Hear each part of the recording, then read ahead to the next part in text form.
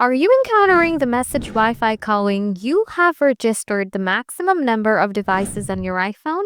This issue can be frustrating. Don't worry, this guide will provide you with effective solutions to help you resolve this issue. Let's get started. Solution 1. Sign out of other devices. You may need to sign out of Wi-Fi calling on devices that you no longer use. Open Settings on your iPhone, scroll down, tap Apps, scroll down, tap on Phone, tap on Wi-Fi calling. Check the list of devices and sign out of any that you no longer need to use Wi-Fi calling on.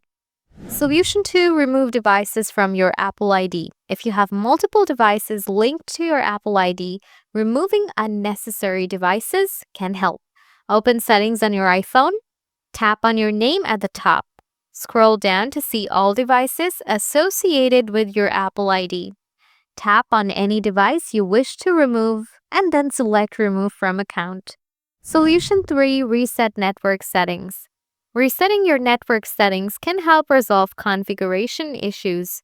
Open Settings on your iPhone, scroll down, and tap on General. Tap on Transfer or Reset iPhone, then select Reset. Choose Reset Network Settings and confirm your choice. Note, this will erase all saved Wi-Fi passwords. After your iPhone restarts, check if you can enable Wi-Fi calling. Solution 4. Update your iPhone. Keeping your iPhone up to date can resolve bugs and improve functionality. Open Settings on your iPhone, tap on General, tap on Software Update. If an update is available, download and install it.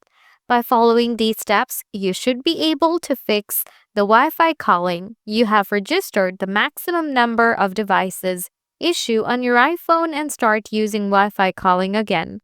If this guide helped you, don't forget to subscribe for more troubleshooting tips and stay tuned for the next video.